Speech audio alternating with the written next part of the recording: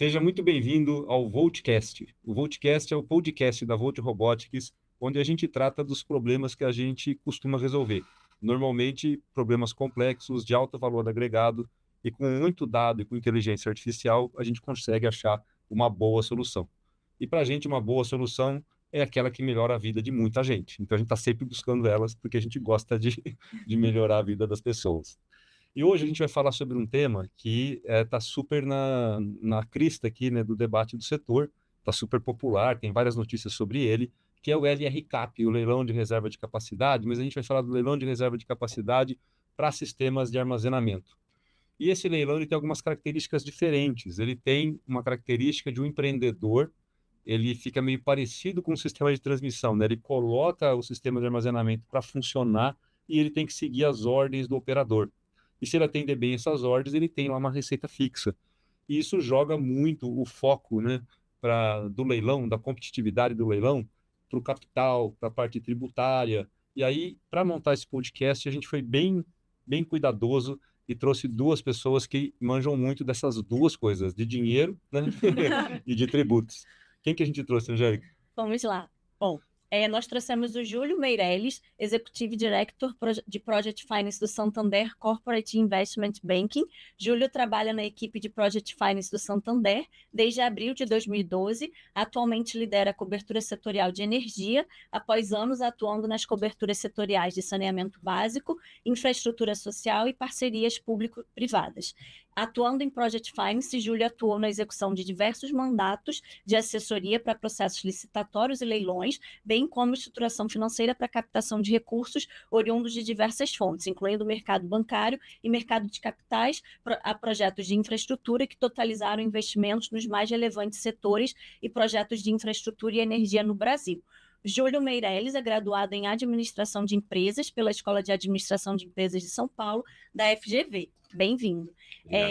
Camila Bacelar é sócia do Sescom Barriel Advogados, atuação em consultoria tributária em questões complexas, com foco em tributos diretos e internacionais. Possui experiência em projetos de estruturação e reorganizações societárias, operações internacionais inbound e outbound, incluindo fusões e aquisições, a análise e revisões de estruturas e modelos tributários, avaliações de exposições fiscais e emissões de títulos de dívida no Brasil e no exterior. Atua em diversos setores como mercado de capitais, private equity, venture capital, bancário, automotivo, energia, agronegócio e infraestrutura, além de contencioso administrativo federal. Bacharel em Direito pela Universidade Cândido Mendes e mestre em Tributação Internacional pela New York University School of Law. Sejam muito bem-vindos, acho que vai ser um debate bastante prazeroso aqui para nós, né? Então, acho que agregará muito aqui, como o Donato bem falou no início, né, trazendo uma visão do banco, né, o olhar de investidor, riscos associados, risco que o empreendedor assumirá com o leilão, e a Camila trazendo a visão tributária, então quais os arranjos, né, olhando para a CAPEX, que obviamente isso vai fazer muita diferença. Muito bom. Obrigado pelo convite, pessoal. A gente que agradece vocês terem aceitado. Imagina, é um prazer estar aqui com vocês. Bom, acho que a gente já falou um pouco que esse leilão tem uma característica diferente, né? A gente quer a bateria, né? Ela vai estar ligada na rede de transmissão e de distribuição e vai ter que seguir as ordens ali do operador do sistema, né? E o ONS vai mandar as ordens e normalmente vai ser uma ordem, olha, você tem que descarregar durante o período de pico, tem um problema de seguir aquela rampa de carga que acontece todo dia, né? E vai mandar ordem também de carregamento. Então, o operador passa a ser despachado. O papel dele é cuidar bem do ativo, que funcione bem e tal. Obviamente, quando desenha o leilão, isso aloca riscos, isso traz oportunidades, favorece um tipo de investidor e, de repente, desfavorece outro. Aí a gente queria ver um pouco na visão de vocês, né? Como que vocês estão enxergando a questão do leilão e também, obviamente, né, os clientes de vocês, o que você vê que está na cabeça do mercado, as grandes preocupações, o que o pessoal está enxergando. Bom, pessoal, o leilão tá numa evidência muito grande na cabeça do setor todo, seja por conta daqueles que têm capital e querem investir, seja por conta daqueles que estão ansiosamente esperando essa solução, essa tecnologia adentrar no Brasil e produzir efeitos, né? A gente hoje vive dois problemas muito sérios, que é déficit de potência no pico, sobra de energia no vale, e a bateria vem para solucionar os dois problemas numa tacada só, né? Então existe muita ansiedade do mercado com relação a isso, e o leilão talvez ele é muito bem recebido, principalmente pelo fato de ele trazer uma solução em escala rápida. Mas, para isso, alguns pressupostos precisam estar na mesa, né? Sim. O leilão tem que estar bem formatado, a incerteza tem que estar bem mitigada, o ambiente tributário tem que estar bem lido, para você ter o capital atraído, para você ter a competição. E tem um elemento muito importante aqui, que é a escala. Se for um leilão muito pequeno, seja porque a demanda é pouca, seja porque o interesse é pequeno, esse leilão ele não vai trazer as soluções que o mercado tanto anseia, né? Então, acho que o primeiro elemento aqui é entender como é que vai ficar o formato do leilão. Tem algumas questões regulatórias em discussão, tem algumas questões financeiras em discussão, alternativas de financiamento, soluções de fornecimento, como que isso impacta acesso a funding subsidiado ou não. Isso é um assunto que a gente pode debater depois. Mas, uma vez resolvidas essas dúvidas, eu acho que é um leilão que vai ser muito bem recebido e vai ter muita atratividade.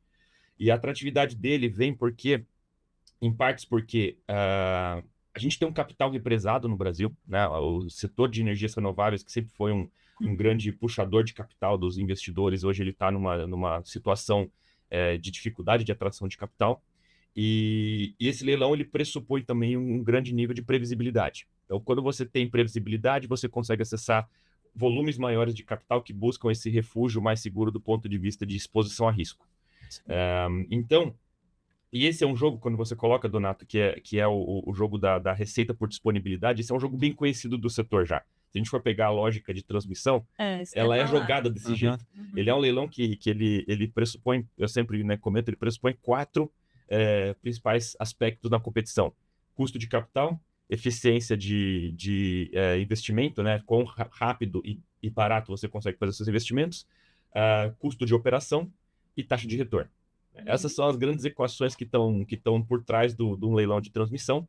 Eu acho que elas vão ser também as equações que vão estar por trás desse leilão de reserva de capacidade para sistemas de armazenamento. Com um detalhe mais específico de que o risco operacional deve ser menor, porque quem está operando na prática é o operador, você está fazendo ali os esforços de manutenção do aparato, e com talvez mais incerteza do ponto de vista de qual que é o capital a ser acessado. Mas a previsibilidade lá é um fator primordial, que vai ser bem recebido pelos agentes, vai ser bem recebido pelos bancos, e que pesem ainda ter muitas incertezas associadas ao formato regulatório do leilão e às alternativas de financiamento vis-à-vis de fornecimento dos equipamentos. Então, a gente tem ainda algumas semanas ou meses até que esse leilão crie a sua cara. Sim. E muita gente empenhada em compreender como todas essas dúvidas podem ser resolvidas. E cada agente vai ter as suas próprias soluções para isso, e aí vai ter a dinâmica concorrencial que o Brasil espera ver e que nós, enquanto banco, pretendemos apoiar. Muito bom. Acho que do ponto de vista tributário, pegando um pouco do que o Júlio falou, o leilão ele vem no momento em que essa é uma necessidade, né? A gente tem essa necessidade diante da grande presença no Brasil de energias que são intermitentes, né? Temos a riqueza de ter isso no nosso país, de ter essas possibilidades eólica e solar, mas isso vem, como o Júlio colocou, com picos e vales. Então, existe uma necessidade do que fazer para remediar essa situação. Aonde o tributário se encaixa aqui? Em todas as fases, né? Eu acho que a gente não tem como pensar tributário para a energia e para o leilão de armazenamento sem pensar que a gente tem que olhar o ciclo do investimento de forma completa. Então, a gente tem que olhar quem são os interessados nesse leilão. Esse é o primeiro ponto. Que tipo de tributação esses interessados estão sujeitos? Vai haver necessidade de criar uma nova sociedade para fazer o BID? Vai ser criado uma SPE? Qual vai ser o regime de tributação dessa SPE? Isso no D0, no momento até D-10. Depois a gente tem que pensar como vai ser o investimento, como é que esse leilão vai ser financiado. Antes de bater na porta do banco e o banco aparecer com um monte de alternativas, que é isso que acontece, algumas coisas são muito relevantes quando a gente está falando de armazenamento. Por exemplo, as debêntures incentivadas ou de infraestrutura, que são um mecanismo fundamental para o mundo da energia, elas não contemplam dentro do seu arcabouço, quando a gente vai no decreto que regulamenta esses dois tipos, né, infra e incentivadas, o armazenamento de energia não está previsto. Então, a gente tem os benefícios fiscais para geração, transmissão e distribuição, mas ainda não para o armazenamento. Sim. E aí a gente já larga com uma possibilidade a menos, né? Aí, vamos dizer, conseguimos, emitimos, estamos financiados, vamos começar a operação. Vamos começar a operação? CAPEX. vai ter rede? Não vai ter rede. E aí, a Lei 15.169 do ano passado, ela já começa a encaixar aqui. Então, o que a gente vê é, não dá para dissociar nenhum dos passos da construção desse leilão, dos interessados nesse leilão e também da operação que vem depois, sem passar pelo tributário. E nós estamos num momento de pura efervescência tributária no país. A gente começa esse ano o prazo da transição da reforma tributária. Então, a gente hoje tem os primeiros passos ainda muito embrionários, mas do que será o novo mundo da tributação sobre consumo, com a criação do IBS e da CBS, o fim do PIS/COFINS, né? O PIS/COFINS acaba no que vem já, no que vem a gente já tem só a CBS, e até 2033 a gente vai ter linearmente a transição. Então, para um leilão, considerando aí um prazo de 10 anos, é fundamental que na modelagem financeira, na estruturação desse racional desse negócio, a gente pense já na reforma tributária. E aí, pensando no retorno de capital, que o Júlio citou, a gente também teve mudanças tributárias no final do ano passado que impactam aqui. A gente agora no Brasil não tem mais a isenção de dividendos. Então, quando a gente não tem a isenção de dividendos, como é que eu vou remunerar o investidor? Vou financiar via equity e aí eu não tenho dividendo para pagar. Vou tentar emitir uma debênture e vou tentar emitir como infra e para poder ter ali a dedutibilidade dos juros e uma retenção menor na fonte. Então, o que a gente tem visto é, do ponto de vista tributário, uma ebulição muito grande em diferentes áreas. Acho que a Receita e os legisladores já acordaram para a necessidade de uma regulamentação específica no que se refere a armazenamento de energia. A gente pode tratar com mais detalhes do CAPEX, dos tributos de importação, mas ainda é acho que a gente no tributário está passos atrás do que o regulatório já está. E o regulatório ainda está em desenvolvimento, mas eu acho que no tributário a gente ainda está mais atrás ainda. Teve uma questão que eu acho que foi interessante, que em 2020, né, a gente fez um trabalho para a Beólica, que teve uma tomada de subsídio sobre sistemas de armazenamento. Uhum. E aí a gente foi buscar as melhores práticas internacionais, né? E aí a gente conheceu um pessoal da Alemanha que já estava com o sistema de armazenamento lá e tal, e o rapaz era muito aberto, assim, vamos fazer um call. A gente fez um call.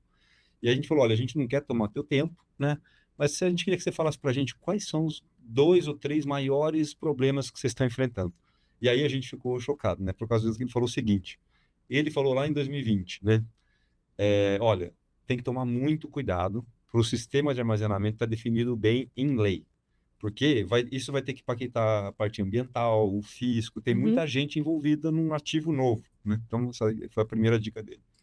Aí a segunda dica... Então, só um parêntese, né? E aí, um dos pontos que a gente tem lido, né, sobre isso também é a incerteza ambiental dentro da LRCAP do armazenamento. Ninguém sabe, é um ativo, mas que a gente ainda não viu testado para ver como é que ele vai ter impacto ambiental ou não, como os órgãos ambientais vão se manifestar, como vai ser o processo de licenciamento. Então, acho que isso conversa bem com a preocupação lá, vinda da Alemanha, né? Mas aí, o segundo ponto que ele colocou, olha, não cobrem tarifa de conexão 2 vezes. Que é o que a gente viu acontecer ontem, né? Olha, ele falou isso, assim, o pessoal não entendeu ainda, né? Porque a gente, embora tenha vários tipos de gerador, ou vários tipos de consumidor, ele é gerador, tem uma questão tributária bem delimitada. A bateria é como se fosse um centro de armazenamento, ela não produz nada ali, ela estoca e depois desestoca, estoca e depois desestoca. E aí vem a questão do tributo. Ele falou, não cobre o tributo 2 vezes. É só, como é que vocês estão vendo isso na parte tributária? Se essa discussão já chegou aí ou não? Não chegou. E aí é que eu falo que a gente está passos atrás. Então, quando a gente está na faculdade e a gente tem direito tributário, e ninguém gosta, se é verdade, mas uma frase que todo mundo aprende é que direito tributário é um direito de sobreposição. Então, o tributário ele vai ser colocado a partir de uma definição. Então, quando a gente está tratando de, especialmente quando é tão técnico quanto é o setor de energia, a gente parte do pressuposto do que é a determinação regulatória para que a gente possa fazer os encaixes tributários. Então, se hoje a gente tem tributações bem definidas para o que é geração, distribuição e transmissão, é porque esses conceitos estão definidos anteriormente. No regulatório. E aí vai o tributário e, a partir dali, cria a tributação. Então, o que a gente tem de norma tributária até agora sobre armazenamento de energia são 2 previsões legais que vieram na 15.169, que é para dizer que se aplica o REID, com prazo e limitação de valor e de prazo temporal, e para dizer que o governo pode baixar o imposto de importação sobre os ativos que venham a compor um BES. Sim. Então, essas são as previsões. E a gente teve, agora, semana passada, um aumento das tarifas de importação, do imposto de importação sobre as placas solares. E aí, o anúncio, quando isso foi anunciado, anunciaram também que subiria sobre as baterias e tal. E aí, foi um rebuliço, falou, mas a gente acabou de editar uma nota dizendo que o governo poderia levar essas alíquotas a zero. E aí, na sequência, sai uma... Então, isso demora... E na véspera do leilão, né? Na véspera do leilão, claro. Mas, enfim. E aí, o que acontece é que isso, para mim, demonstra muito a imaturidade tributária que a gente ainda tem para esse setor específico. Porque a gente tem duas previsões expressas que falam de aspectos armazenamento de energia. Uma dizia que ia zerar o imposto de importação. Aí, um mês depois, a gente fala, não, vamos subir. Mas espera aí, a gente acabou de passar uma lei dizendo que diminui. Então, acho que, até em virtude de tudo que está acontecendo em termos de reforma tributária, a gente teve lei complementar de corte linear de incentivo fiscal, mudança de tributação de dividendo. Se existe já uma demanda de mercado, uma necessidade regulatória para definição de onde enquadramos o armazenamento, não é geração, mas eu posso plugar uma geração. E aí? É distribuição? É prestação de serviço? Enquanto isso não for delimitado do ponto de vista regulatório, a gente vai viver uma insegurança tributária maior ainda. Muito bom. Eu acho que tem um ponto, até pegando essa última fala sua, né, que é muito dos arranjos tributários. Eu acho que está claro aqui que, embora a gente ainda não tenha norma regulatória base para saber para onde caminhamos, é inegável que o arranjo tributário vai fazer total diferença num projeto que o CAPEX é extremamente importante. Então, o que vocês têm desenhado para alguns clientes, tudo em termos de arranjos tributários, que aí, obviamente, impactam ali em alocação de riscos, né, e estrutura econômico-financeira também do projeto? Eu acho que, em termos de CAPEX, o mais importante é entender da onde vão vir os seus suprimentos. Aonde está a sua cadeia de fornecimento desses equipamentos, né? O seu supply chain está aonde? Você vai depender de importação de mercadoria ou você vai comprar no mercado local? E aí, se você vai depender de importação, eu fiz um estudo rápido para essa conversa aqui com vocês, e alguns componentes, eles chegam a ter uma tributação de até 41%. Altíssimo. Com certeza. E nem tudo a gente vai achar no mercado local. Sim. Então, na partida, a gente tem que ter uma cadeia de suprimentos bem definida, bem estruturada, né? E no segundo momento é pensar benefício fiscal. E aí, benefício fiscal é pensar em rate. E aí eu queria essa super novidade, que é a redução linear dos incentivos fiscais, que pega o rate, mas que especificamente para armazenamento de sistema está fora. Então, acho que a notícia boa, a gente nunca tem notícia boa quando fala de tributário, então quando eu tenho uma notícia boa para dar, eu fico muito feliz. A notícia boa é que para armazenamento, né, de energia, a gente tem uma previsão, até num perguntas e respostas da Receita Federal, a partir da lei complementar, que ela diz, não, quem tiver REID em projetos de armazenamento está garantido entre 2026 e 2030 e com limite, um teto de gastos de 1 bilhão por ano. Sim. Então, acho que no arranjo, o importante é pensar a cadeia de suprimento, pensar financiamento, aí eu vou passar a bola para o Júlio, porque essa é a bola dele, pensar financiamento, pensar cadeia de suprimento, e aí, mais para frente, eu acho que na ordem dos fatores, o primeiro para mim é pensar a cadeia de suprimento, pensar de onde vão vir esses equipamentos, pensar no rate. Depois pensar financiamento. E aí, por último, mas tem que ser pensado, isso é fundamental numa modelagem financeira desse tipo de projeto, é como é que eu vou retirar esse capital e remunerar meu acionista, meu investidor, meu sócio, porque muito vai vir do mercado financeiro de investimento, que já é assim, né? No mercado de energia já se tem uma captação forte, e aí hoje tem a tributação no dividendo. Então, mudou também a tributação do JCP. Eu posso passar o podcast inteiro só falando de mudança de um ano para cá. Mas, enfim, Júlio. Vamos lá. Acho que tem vários elementos que você trouxe que acabam, de uma forma ou outra, redundando na questão do financiamento, redundando na questão de como se lê risco e mensura retorno. Acho que o primeiro ponto, né, trazendo de volta o negócio da bitarifação, ela tá sendo uma discussão desde agosto do ano passado. Né? Tá todo mundo aguardando uma solução. Claro que o setor todo, o segmento todo tem uma expectativa de ver a bitarifação não acontecendo. Eu acho que existem algumas questões regulatórias que idealmente deveriam estar resolvidas antes da discussão da bitarifação, né? Como a regulação no detalhe da figura do armazenador, ao invés de ficar tentando plugar essa figura ou no gerador ou no consumidor, né? É. Mas a gente está correndo contra o relógio porque a velocidade com a qual os problemas setoriais estão acontecendo estão exigindo respostas rápidas do setor, né? Então, estamos tentando trabalhar em todas as frentes ao mesmo tempo. Mas se a questão da bitarifação, ela ilustra o exemplo da previsibilidade. Ora, se a regra do jogo está posta e o leilão está trazendo um mecanismo de pagamento por capacidade, por disponibilidade, ok, é fácil para o investidor ler aquilo. Quem vai acabar tendo que assumir a maior parte das consequências da bitarifação é o sistema que vai acabar pagando o investidor, o que nos leva a outra discussão que também está em aberto para o leilão, né? Ou está em aberto ou está sendo discutida, que é quem vai pagar pelo encargo de reserva de capacidade pelo armazenamento. Sim. Mas, assim, para o investidor de sistema de armazenamento, a previsibilidade é o que vale, né? Então, a regra está posta, Eu vou fazer um modelo em cima disso e vou remunerar o meu capital em cima do meu custo de oportunidade que tiver posto no ambiente que eu estiver investindo. Outro elemento, CAPEX, cadeia de suprimento. Ela vai redundar em uma questão de financiamento, porque o Brasil não é de hoje, ele tem uma discussão sobre ter ou não conteúdo nacional no supply chain. Exato. E ter ou não conteúdo nacional no supply chain produz um efeito quase sempre binário nas alternativas de financiamento que os investidores conseguem atingir ou acessar.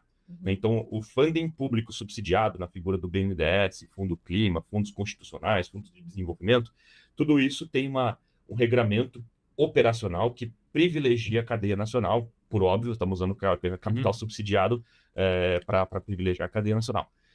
No entanto, isso produz algum nível de incerteza ou trade-off, né? Eu vou acessar o importado e buscar as alternativas de financiamento fora desse ambiente, ou eu vou acessar o nacional e vou buscar as alternativas de capital dentro desse ambiente, né? Pode ser que isso seja um trade-off na mão dos investidores e a partir daí tenha muito da lógica de concorrência, quem vai destacar nessa concorrência ou não. Tudo isso depende de como a cadeia de suprimento vai acabar acontecendo. Mas você trouxe um elemento que é, na 15269, aquele 1 bilhão de renúncia fiscal. Exatamente, ano.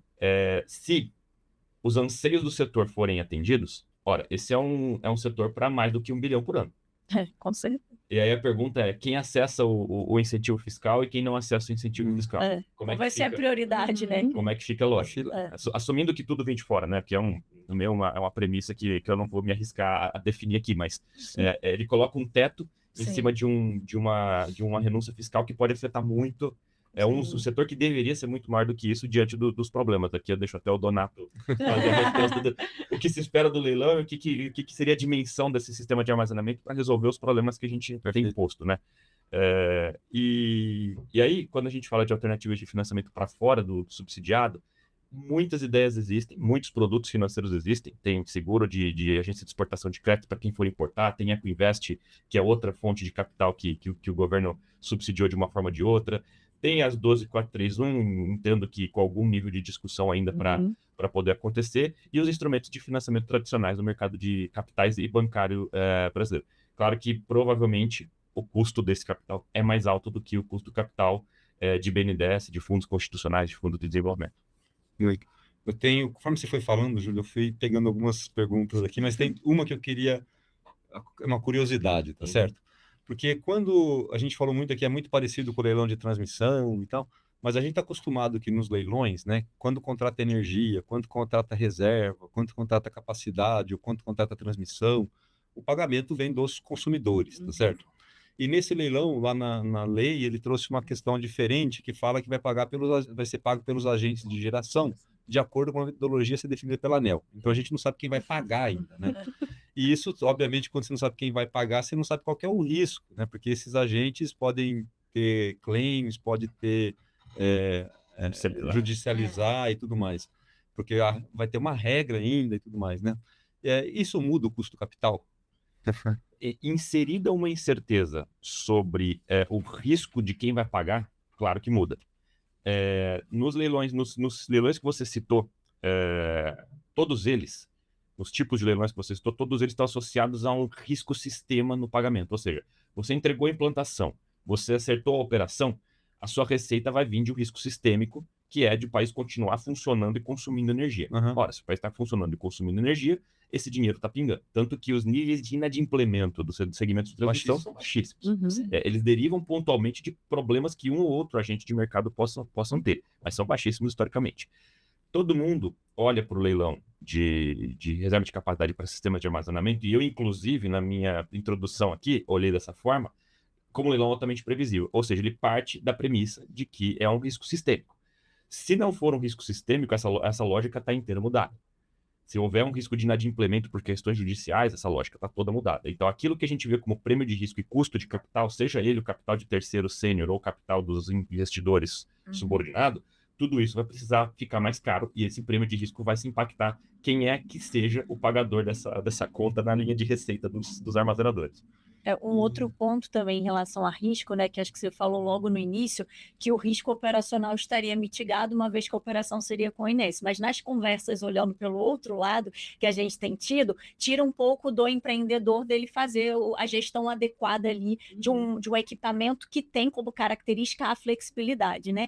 Então, isso acaba também trazendo uma outra pergunta, que é como precificar esse risco da incerteza de como o ONS vai mandar ser acionado ou não ali a bateria, né? E aí, consequentemente, isso acaba afetando ciclo de carga e descarga e vida útil, e se isso entra na conta. Isso vai ter que entrar na conta de algum jeito. Eu vejo de duas formas principais. Primeiro, qual é a premissa de degradação que aquele equipamento vai ter e quanto custo de manutenção você vai precisar colocar ao longo dos anos para manter aquilo, né, aquele sistema operando tal como o operador nacional precisa que ele opere para a receita não ser penalizada. Então, isso tem um primeiro pressuposto que é na linha de custo operacional. Perfeito. Ao longo do tempo, degradação. O segundo pressuposto é o leilão, ele se propõe a fazer um contrato de capacidade por 10 anos. E esses 10 anos é menos do que a vida útil do equipamento. Então, todo mundo vai ter que precificar um valor desse equipamento pós o contrato e que tipo de atribuição ele poderá ter. Ele vai poder arbitrar preço de energia? Ele vai poder fazer serviço ancilar? Ele vai ter um outro contrato de reserva de capacidade? Sim. No one knows. Então, quando você coloca que isso impacta a degradação, isso também vai impactar a vida útil. Perfeito. E esses anos de vida útil pós-contrato vão ser um elemento importante na modelagem dos empreendedores. Sim. Às vezes, pode até ser um elemento importante na modelagem dos credores, porque você pode atribuir um valor residual ao término desse contrato que vai servir para o crédito. Sim. Não chegamos a discutir isso, Perfeito. até porque não tá definido, não está perimetrado a discussão. Mas, sim, eu vejo esses dois impactos na modelagem. E aí tem um ponto super importante que, do ponto de vista tributário, dependendo da destinação que você vai dar para esse ativo, você pode ter consequências tributárias gravíssimas. Eu já vou ter feito a depreciação integral, porque a vida útil é muito maior. Então, se eu for fazer uma depreciação para fins contábeis e tributários baseados na vida útil do bem, eu não vou ter depreciado esse ativo, né? Então, esse vai ser um ativo com valor. Eu vou poder vender? E aí eu vou entrar na questão que você estava falando, Angélica, de questões ambientais. Eu vou poder vender. E aí, do ponto de vista tributário, a gente tem uma série de restrições para a venda de mercadoria usada.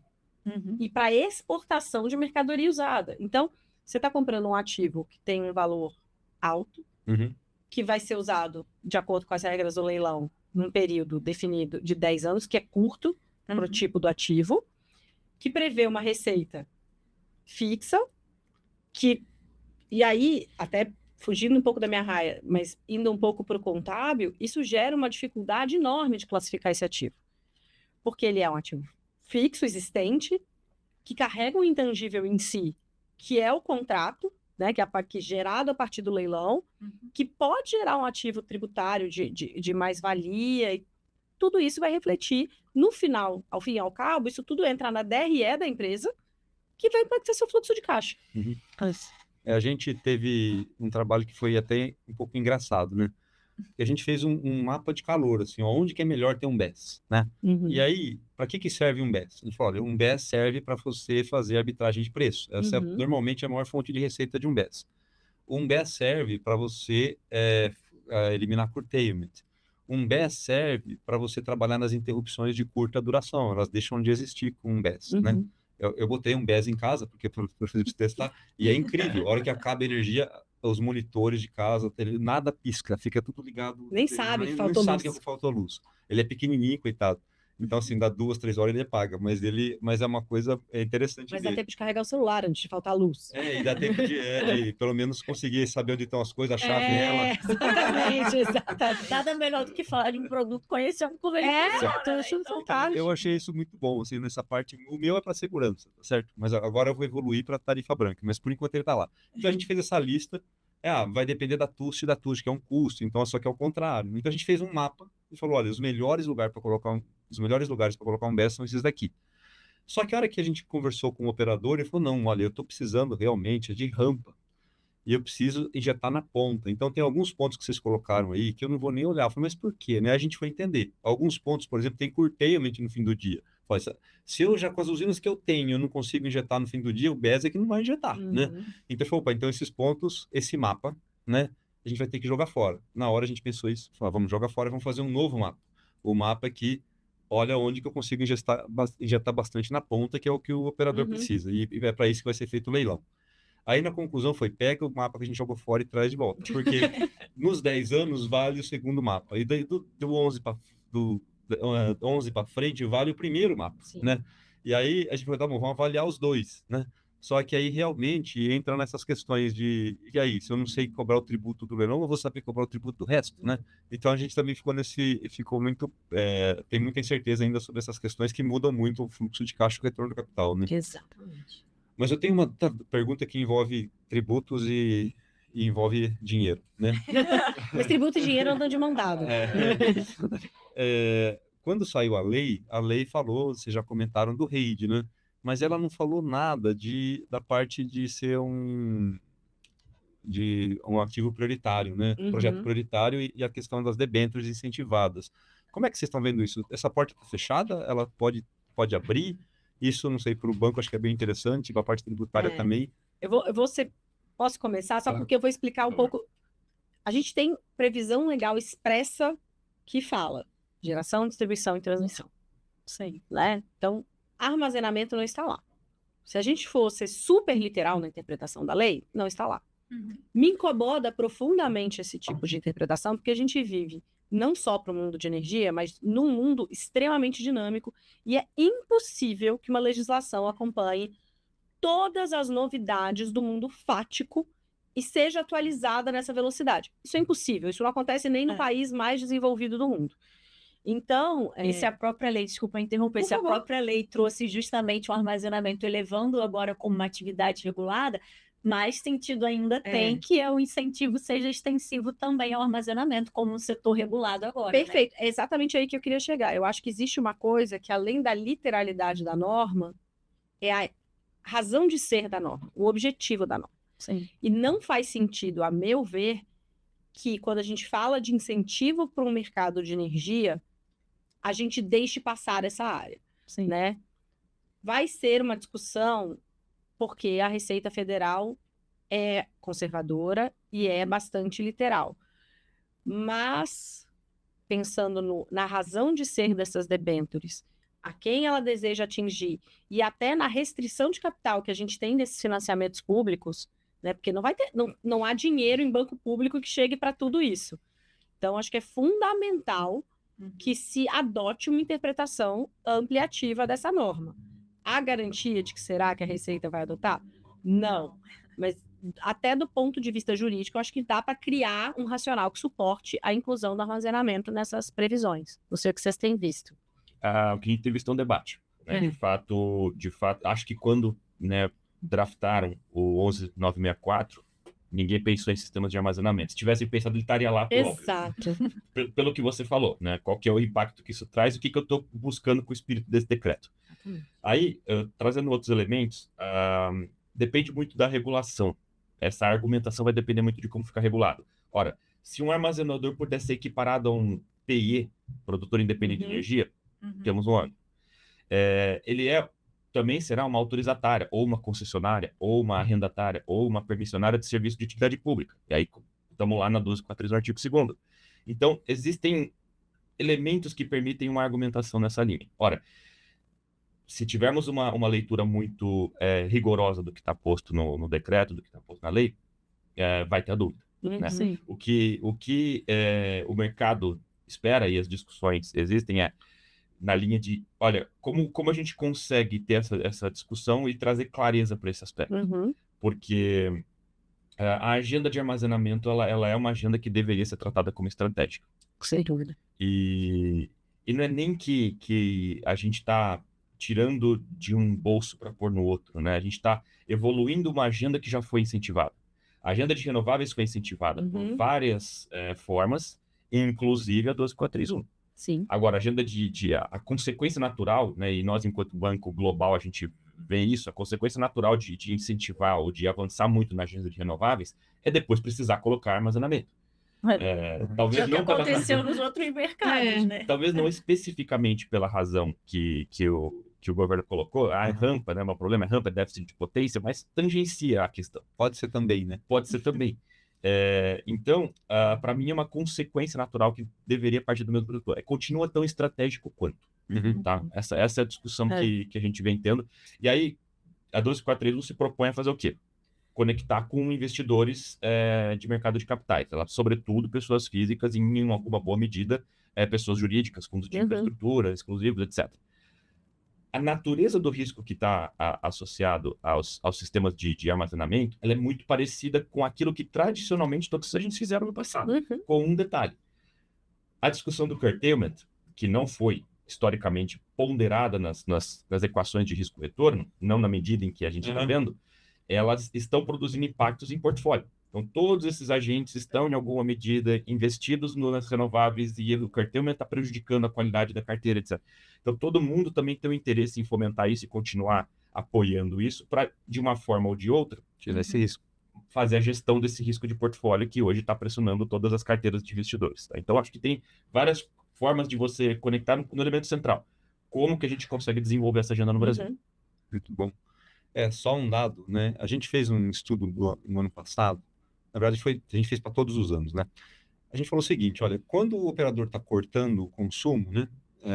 Cortando as renováveis, se ele tem um limite, né? Todo mundo fala do Dia dos Pais e tal, né? Que é assim, ó, cortei tudo e ainda está sobrando. Putz, vai ter uma sobrefrequência, tal, o sistema vai desincronizar e vai se espalhar dependendo de como as proteções atuarem, né?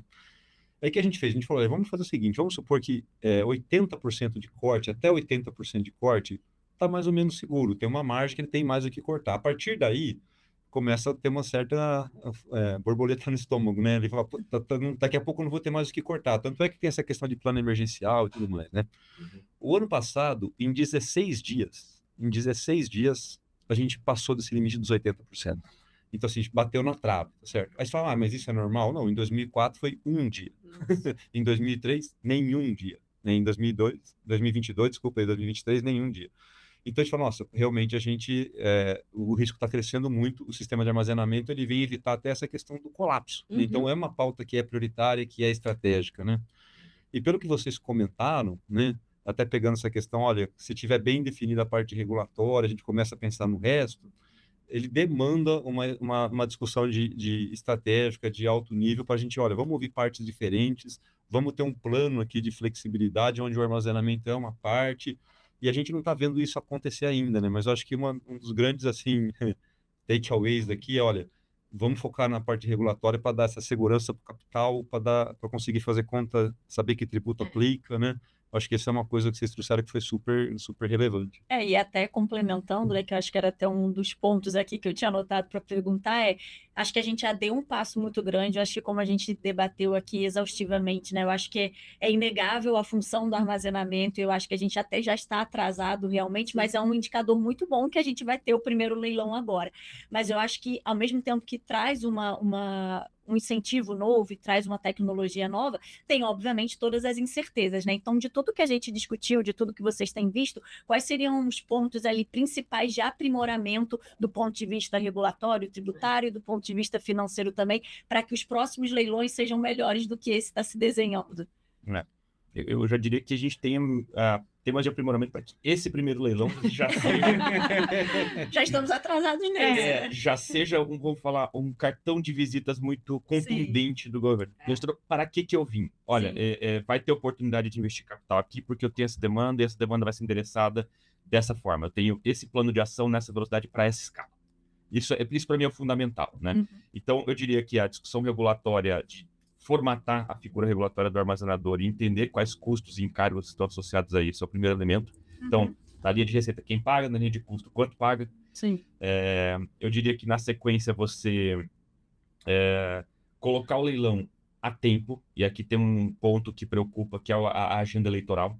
Então, a gente tá transitando perigosamente naquele limite do calendário, onde não pode não acontecer o leilão esse ano. Sim. Né?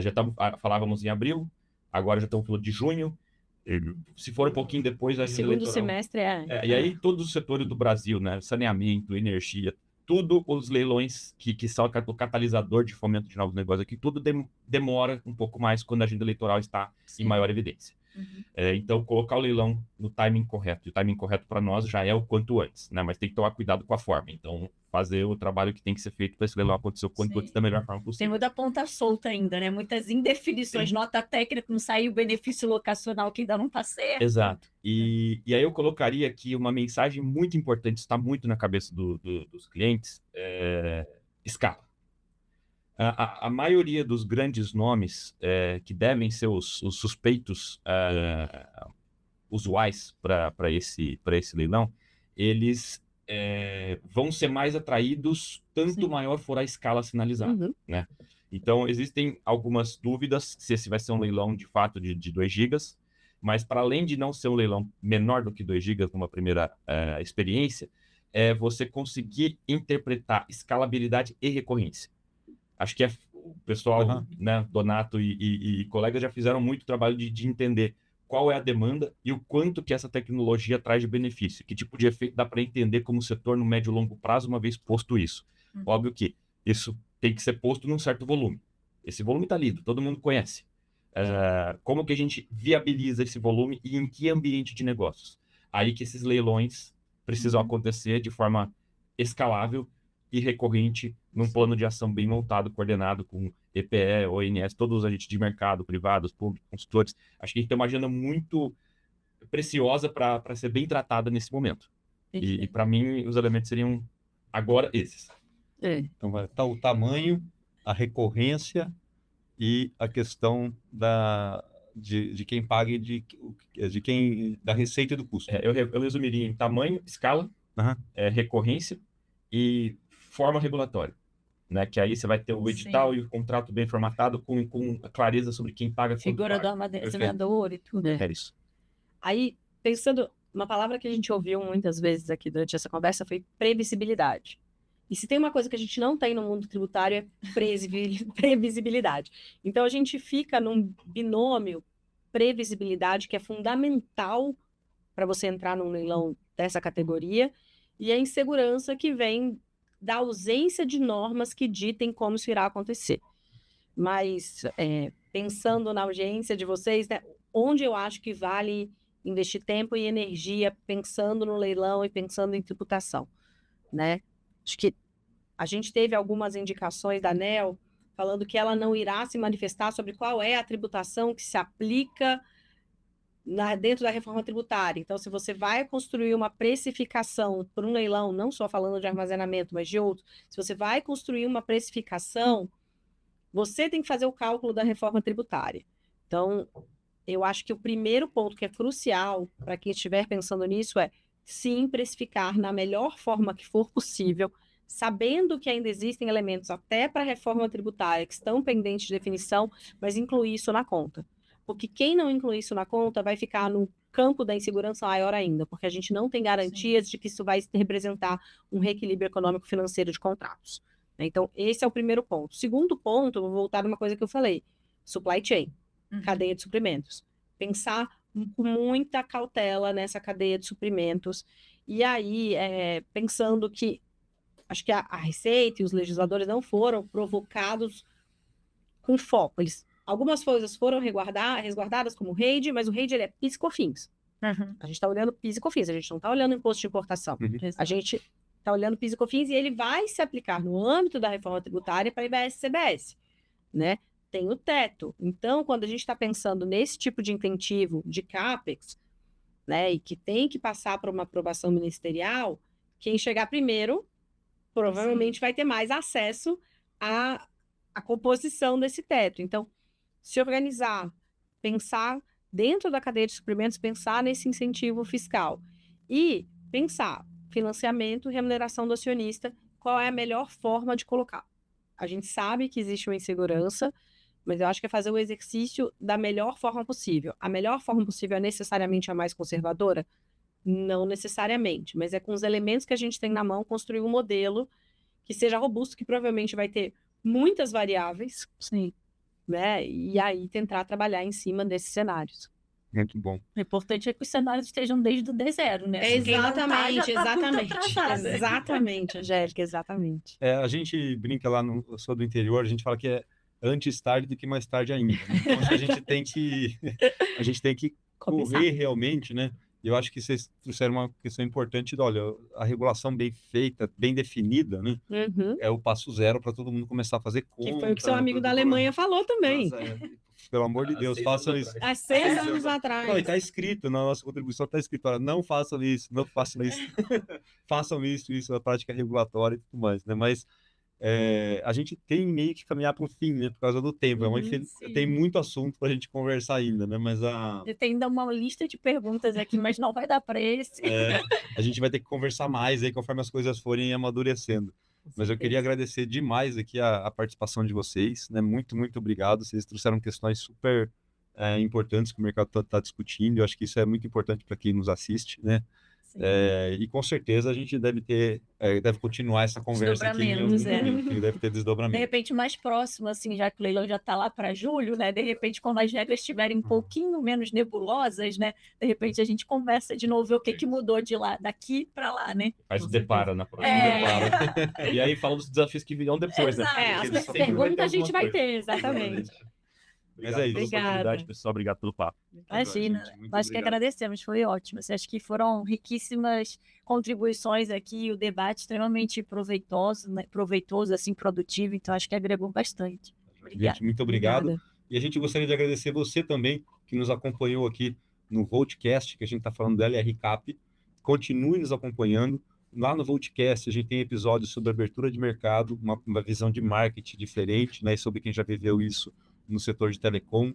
A gente tem um episódio sobre inteligência artificial e aplicações específicas para o setor elétrico, para gerar cenário, fazer perfil de consumidor, otimizar portfólio. Então tem muita coisa boa lá também.